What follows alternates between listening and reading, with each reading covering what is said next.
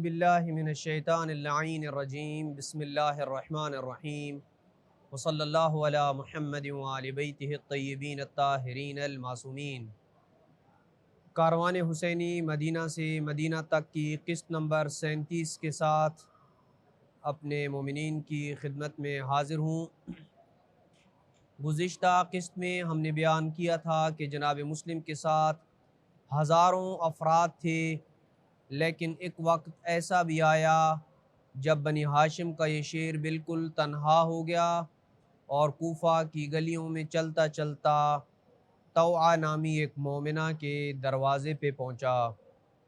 ये मोमिना अपने बेटे, जिसका नाम तारीख़ ने बिलाल बताया है, ये अपने बेटे का इंतज़ार कर रही थी। जनाब मुस्लिम ने सलाम किया और सलाम के बाद ख़ातून से कहने लगे, ऐ कनीज़ खुदा, क्या पानी मिल सकता है? तो आप पानी लेने अंदर चली गईं। जनाब मुस्लिम दरवाज़े पे बैठ गए। कुछ देर तो आप पानी लेकर बाहर आईं। जनाब मुस्लिम ने पानी नोश फरमाया तो आ कहने लगी, ऐ अब्द खुदा, आपने पानी पी लिया है? जनाब मुस्लिम ने जवाब दिया, हाँ पी लिया है। तो तौआ ने कहा, फिर तुम अपने घर चले जाओ। ये सुनकर जनाब मुस्लिम खामोश हो गए। तौआ ने फिर उसे कहा, ए बंदे खुदा, अगर आपने पानी पी लिया है तो चले जाओ। जब उसने 3 बार यही जुमला दोहराया कि पानी पी लिया है तो अपने घर चले जाओ, जनाब मुस्लिम ने तौआ से मुखातब होके फरमाया, ए कनीज़ खुदा, इस शहर में मेरा कोई घर नहीं है, मेरा कोई कबीला नहीं है, क्या तुम मुझे पनाह देने की नेकी कर सकती हो? ऐसा करो तो कल बरोज़ क़यामत तुम्हारी इस नेकी का बदला मेरे ज़िम्मे रहा। तौआ ने कहा, कौन सी नेकी? तो जनाब मुस्लिम कहने लगे, कूफा वालों ने मुझे धोखा दिया है, उन्होंने मुझे झुठलाया है। जिस पे तौआ समझ गई और फ़ौरन कहने लगी, आप सफ़ीर हुसैन मुस्लिम इब्न अकील तो नहीं है? मुस्लिम ने फरमाया, हाँ मैं सफ़ीर हुसैन मुस्लिम हूँ। ये सुनकर तौआ ने बड़े इज़्ज़त व एहतराम से जनाब मुस्लिम को अंदर आने को कहा, बिस्तर बिछाया और खाना पेश किया। जनाब मुस्लिम ने खाना न खाया, रात भर इबादत में मसरूफ़ रहे। इस तवील इबादत से जब थकन हुई तो अचानक आँख लग गई और आपने शहीद कूफा जनाब अमीरुल मोमिनीन सल्लल्लाहु वसल्लम अलैहि को ख्वाब में देखा, जो जनाब अमीर मुस्लिम को ये बशारत दे रहे थे कि तुम जल्द ही हमारे साथ जन्नत में मिलने वाले हो। ये देख कर ख्वाब में जनाब मुस्लिम समझ गए कि उनकी ज़िंदगी ख़त्म होने को है और उनकी चंद दिन बाकी हैं। इधर कुछ देर गुजरी ही थी कि तौआ का बेटा बिलाल घर लौट आया और जब उसने अपनी माँ को बार बार दूसरे कमरे में आते जाते देखा तो पूछने लगा, माँ खैर तो है, आप बार बार उस कमरे में क्यों जा रही हैं? तो तौआ ने उसे कुछ न बताया और जब उसके बेटे का इसरार बढ़ा तो जनाब तौआ ने उससे कसम ली कि तुम किसी को नहीं बताओगे तो बताती हूँ। उसने कसम उठाई, वादे किए कि किसी को नहीं बताऊँगा।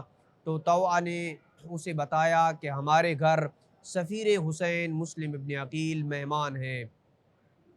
ये मलऊन बिलाल न रह सका और सुबह होते हुए मोहम्मद बिन अशअथ को जनाब मुस्लिम के ठिकाने से आगाह कर दिया और मोहम्मद बिन अशअथ ने इब्न ज़ियाद को इत्तला दे दी कि मुस्लिम तौआ नामी मस्तूर के घर रुका हुआ है।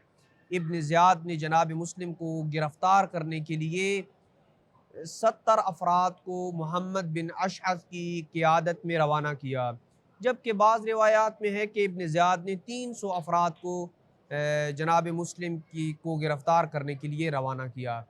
इधर जनाब मुस्लिम अभी नमाज फ़जर से फ़ारिग ही हुए थे कि घोड़ों की टापों की आवाज़ें जनाब मुस्लिम को सुनाई देने लगी, जिससे आप समझ गए कि दुश्मन ने हमला कर दिया है। आप अपनी तलवार लेके बाहर निकले। इब्न ज़ियाद के सिपाहियों ने तौआ के घर पे हमला कर दिया था और जनाब मुस्लिम ने उनके हमले का भरपूर जवाब दिया और जवाब देकर उन्हें तौआ के گھر سے باہر نکلنے پہ مجبور کر دیا۔ جناب مسلم اور ابن زیاد کے سپاہیوں میں گھمسان کا رن پڑا۔ ابن زیاد کے ان نامردوں میں حسین کے شیر کا مقابلہ کرنے کی طاقت نہ تھی، اور جب وہ کسی طریقے سے بھی جناب مسلم پہ قابو پانے میں کامیاب نہ ہو پائے تو آخر کار بزدلانہ حرکتوں پہ اتر آئے اور چھتوں کے اوپر چڑھ کے آپ پہ آگ، پتھر اور تیر برسانے لگے، لیکن علی حیدر کرار کے اس شیر نے ڈٹ کے مقابلہ کیا، جس پہ محمد بن اشعث کو ابن زیاد سے مزید سپاہی طلب کرنے پڑے۔ ابن زیاد نے جب یہ سنا کہ ابن اشعث مزید سپاہی مانگ رہا ہے تو کہنے لگے، ایک شخص کو گرفتار کرنے کے لیے تمہیں کتنی فوج اور درکار ہے؟ جس کا جواب محمد بن اشعث نے یوں دیا، اے ابن زیاد، تو نے مجھے بنی ہاشم کے شیر کو قابو کرنے کے لیے بھیجا ہے اور گرفتار کرنے کے لیے بھیجا ہے۔ ہمارا سامنا ایک ایسی شجاع تلوار سے ہے جو آل رسول کی نسل سے ایک بہادر شخص کے ہاتھ میں ہے۔ جب سارے ہیلے اور مکاریاں ناکام ہو گئیں تو بالآخر محمد بن اشعث نے اپنے ترکش کا آخری تیر چلایا، اور وہ یہ تھا کہ اس نے جناب مسلم سے کہا، اے مسلم، ہم آپ کو امان دیتے ہیں۔ جناب مسلم نے کہا، مجھے تیری امان کی ضرورت نہیں ہے، اور یہ کہہ کہ جناب مسلم لڑتے رہے، جبکہ حالت یہ تھی کہ آپ زخموں سے چور چور ہو چکے تھے، ہر طرف سے پتھروں اور تیروں کی بارش ہو رہی تھی۔ مسلم یہی کہہ رہے تھے، مجھے ایسے کیوں پتھر مار رہے ہو جیسے کافروں کو مارے جاتے ہیں؟ کیا میں خاندان نبوت کا فرد نہیں ہوں؟ تم برباد ہو جاؤ، رسول کی ذریت کا کیا یہی حق تم ادا کر رہے ہو؟ اس کے بعد جناب مسلم نے پھر سے ایک شجاعانہ حملہ کر کے ان کی قوت کو توڑ دیا اور انہیں گلی کوچوں میں بکھیر دیا، اور تھک ہار کر ایک دروازے کا سہارا لے کے جناب مسلم بیٹھے ہی تھے تو محمد بن اشعث دوبارہ آپ سے مخاطب ہوا اور کہنے لگا، مسلم، خود کو ہلاکت میں مت ڈالو، تمہیں امان دیتے ہیں اور تمہارا خون میری گردن پہ ہے۔ جناب مسلم نے کہا، جب تک میری جان میں جان ہے، خدا کی قسم میں اپنا ہاتھ تیرے ہاتھ میں ہرگز نہیں دوں گا۔ خدا کی قسم ہرگز ایسا نہ ہوگا کہ مسلم تمہارے سامنے جھک جائے۔ یہ کہتے ہوئے آپ نے محمد بن اشعث پہ حملہ کیا اور اسے بھاگنے پہ مجبور کر دیا۔ محمد بن اشعث نے اپنے سپاہیوں کو حکم دیا، سب مل کے مسلم پہ یک بارگی حملہ کرو۔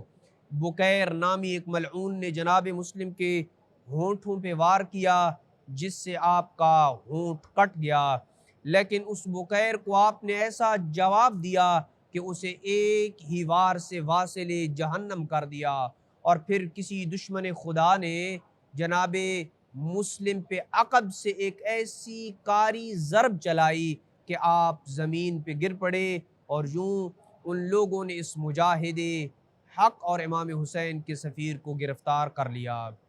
جناب مسلم کو ابن زیاد کے دربار میں لایا گیا۔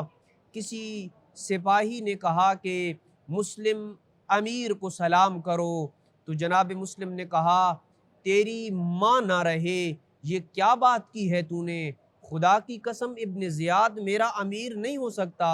ابن زیاد نے جب یہ سنا تو کہا، مسلم، تم سلام کرو یا نہ کرو، تمہارا انجام موت ہے۔ جس پہ جناب مسلم نے یہ جواب دیا، اگر تو مجھے قتل کرے گا تو یہ کوئی نئی بات نہ ہوگی، کیونکہ تجھ سے بدتر لوگوں نے مجھ سے بہتر اور افضل ہستیوں کو قتل کیا ہے۔ یہ سن کر ابن زیاد کہنے لگا، تم نافرمان ہو، تم نے اپنے وقت کے امام کے خلاف بغاوت کی ہے اور امت میں وحدت کی فضا کو خراب کیا ہے۔ جناب مسلم نے یہ سنا تو ابن زیاد کو کہا، تم جھوٹے ہو، فتنے کا بیج میں نے نہیں بلکہ تو نے اور تیرے باپ زیاد نے بویا ہے۔ میں اپنے رب سے یہ دعا کرتا ہوں کہ تجھ جیسے درندہ صفت انسان کے ہاتھوں مجھے شہادت نصیب کرے۔ خدا کی قسم، نہ میں نے کسی کی مخالفت کی اور نہ کسی کا انکار کیا اور نہ ہی دین اسلام کو بھولا ہوں۔ میں اب بھی اپنے امیر المومنین حسین ابن علی کی اطاعت میں ہوں۔ ہم امیر شام، اس کے بیٹے یزید اور آل زیاد سے زیادہ مسند رسول خدا کے حقدار ہیں۔